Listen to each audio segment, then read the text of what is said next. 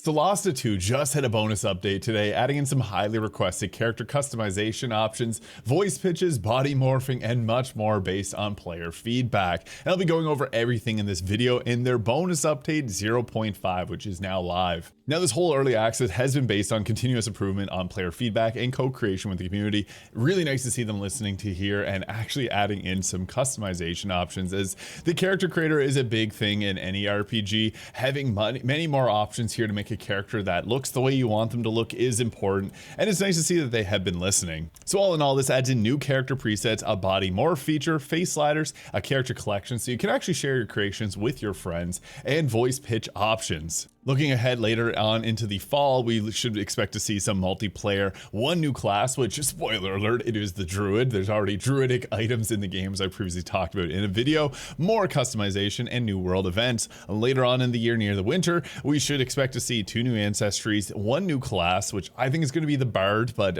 nothing was really said on that yet. The level cap increasing to level 6 from 4, the start of Act 2, and a crafting system. This does not include all the updates that will be coming, and it is subject to change. But honestly, I like the update here, actually adding in some characters that don't look super ugly, as character creations is a big thing in CRPGs and RPGs as a whole. You want to be able to create characters that you're going to want to look at for the next campaign, especially with a game like this where you see your characters often. It's nice that they listened and actually made some nice changes here, and they actually have said that there'll be furthermore options here as well. Now, one of the new features here is the body morpher, which lets you actually, change the character how you want to see them, which I think is really nice because this kind of stuff is hard, making the armor match around the body. And I just want to mention too that Solasta 2 and Tactical Ventures as a whole is a small indie company. It's not going to be the same scale as obviously Baldur's Gate 3, which had huge amounts of funding to be able to be made. So I just want to stifle some expectations here, but I honestly think this is a pretty solid update. They've listened to fans and made something good here. So you do have this to be able to move between the 3 different options depending on how thick you want your character to look. And I gotta say, it does a pretty solid job of it. And then you also have the options here for the larger or smaller body. So depending on how you want your character to look. And here's the appearance on a character similar to the one that I made. So you can see how it impacts and changes the shape overall of the character. I think this is pretty sweet. Baldur's Gate 3 doesn't even have this. So there are some differences here, which is nice. Only using Baldur's Gate 3 as a reference because I know a lot of people that are playing this are actively comparing it to Baldur's Gate. Now, the face also got some new sliders here.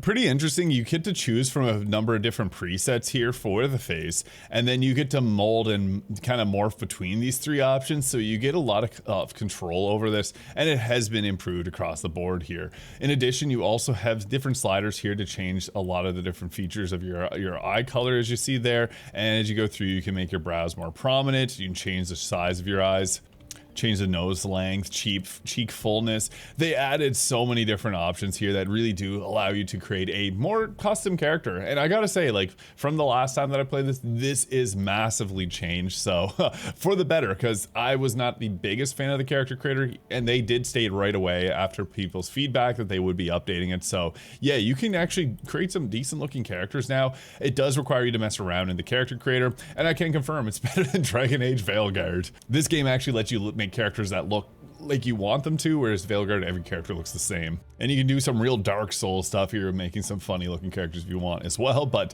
I think this is solid of an update. There are also more options here for skin color and things like that, the wrinkles depth, and adding a lot more options to freckles and scars and things like that. So yeah, there's a lot of new options here. One thing I also like is that the body tattoos here, you can actually move them around the face where you want them. So actually has a lot of levels of customization. So yeah, this type of tattoo system is actually really cool. There are also some new hairstyle options. So they're at base 24 options. There are 17 different types of beards. You got 8 different types of eyebrows. And now you have sliders to really customize how these look. Honestly, really good update here. In addition to this, you can also change the amount of hair highlights that you have, giving you much more control over this. Makeup options also has a lot of increases here just to give you further control over this as well. And honestly, there's a lot more than the last time when I used this. And a huge update here. Voices, they change things around. So there are 4 voices here. This is a lot for an indie company to keep recording new voices for this stuff. And what they did is they added in pitches here. So you have your default, you can put them even higher or lower, and it keeps it like obviously same voice actress, but it just makes it sound that much better so you can get closer to the character that you want to create. I think this is a great workaround because again, they don't have a massive budget for these kind of things, so really well done. And yeah, there's a lot of new presets because previously there was just 6. Now you actually have preset choices, a lot of sliders there, the bodies, everything about this I think is a very solid update in general. And then you can save your characters to a collection so you can use them for future runs. You can send them to your friends and it'll be located in your app data local Solasta to save games. This is the start of early access though. They have plans to improve the character creator even further in the future with more options, new ancestries, new haircuts, new tattoos. They won't be stopping any of that. And there'll be a small follow-up hotfix within the coming week to get some more updates out here. If you are having issues, you can roll it back to the previous version, although it should work fine with your new saves, and I loaded mine up and they were all good. What's nice is they actually listen to community requests here, like adding a gamepad to switch weapons, a shortcut on the gamepad, disable minimap rotation, settings to make the game muted when you alt tab for streamers out there, added a new localization suggestion from our website's bug report, as well as Chinese localization mod by Fuyu 1066. And they say to please continue to send us suggestions for improvements. Let's make the game better for everyone. I love this mindset for like a game developer to really want the community to make the game better for everyone. Some of the fixes, like the chest location on male bodies was a lot lower. Female halflings would have their hair be placed a little bit too high. That's something I did notice. It has been fixed. There's also been many improvements and bug fixes in various cutscenes. Fix the tooltip UI flickering that could sometimes occur. Healing word upcasting would not scale properly. This is actually something that I noted a little while back. I'm glad to see that they fixed that quickly. Performance optimization, stability improvements, which are ongoing. I gotta say though, like I only have a 4070, RTX 4070, and it runs very smoothly. I haven't had any issues there.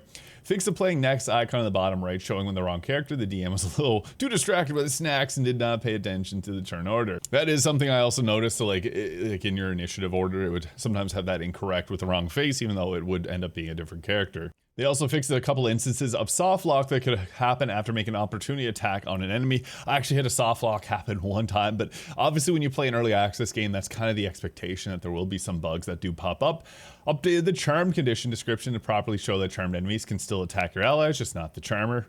A funny issue here, whenever you would open and close your inventory multiple times, it would increase the lighting and subsequently keep making it brighter, but wouldn't actually make your screen fully white. Fixed one harpy slacking off in the start temple by Ollie skipping her turn. Stop looking at your phone, girl, it's time to play. Yeah, that is funny. I noticed that as well. I just thought they were non-combatant. They also fixed an issue where if you're casting a melee spell from afar, you do it the animation once and then you run up and do it again. Should have paid more attention in Magic School. I love when developers make their patch notes a little bit funny. Acid Splash will now hit allies in area of effect. It previously was not, so that is kind of a big change because you could kind of spam that. I like Acid Splash in this game.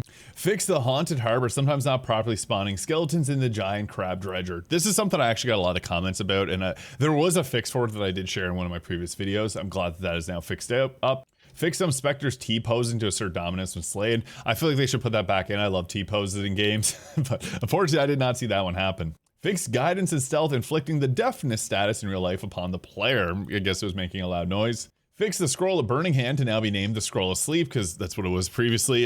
So yeah. They also fixed another batch of the distance XX not displaying properly in the UI. I did find that to happen previously, but I haven't noticed it afterwards, and they are looking if there is any issues to send a ticket. There's actually a lot of fixes here. The offhand bonus attack will now properly require attacking with a light weapon first. There's also a funny rare bug where the Elder Sandlions would summon skeletons as reinforcement. Wait, what? They had an issue where if you unprepared Divine Smite, you'd be no longer a paladin. They also fixed the crawling animation, sometimes being very strange. Yeah, let's say strange. I actually have that in one of my videos, so you can check that out in the harbor mission. You do a weird little crawl, and it was really funny. They did fix the Battle Cleric learning Scorching Ray instead of Acid Arrow as a domain spell. I really like Scorching Ray, so that's a bummer, but it is what it is. True Strike, this is a big one, should now properly work with Sneak Attack and Divine Smite. They also fixed a bug where the Great Axe was acting as though it were a light weapon with the Nick Mastery. They also fixed the Paladin getting the fighting style ability score improvement at level 2. So this fighting style does not exist, and the +2 attribute point obviously is great, but it's not getting added. So that does change things because that was something that would pop up. And there are also some issues that are still currently in the game with Elf's eyes, and some beards may not fit properly on the character, and there may be some jittering. So they have an emergency barber and optometrist on the way. But this is something that they are actively working on improving. So again, if you have any feedback, there is a support page here. It was nice to see the Steam numbers did jump up today. So hopefully we'll see more of that as more content gets added to the game. I'm really looking forward to the updates 1 and 2 here with the Druid and then adding in the Act 2. Excited to see where this game goes. I'm enjoying it, but I put so many hours into it, I really don't have anything new to play with this. So there's only so many times you can run through this campaign multiple times. So let me know your thoughts in the comments. I really like the new character creator, and I think that they've made some great changes here, and I'm excited to see what is next. So subscribe if you haven't already. Hope you have a great day.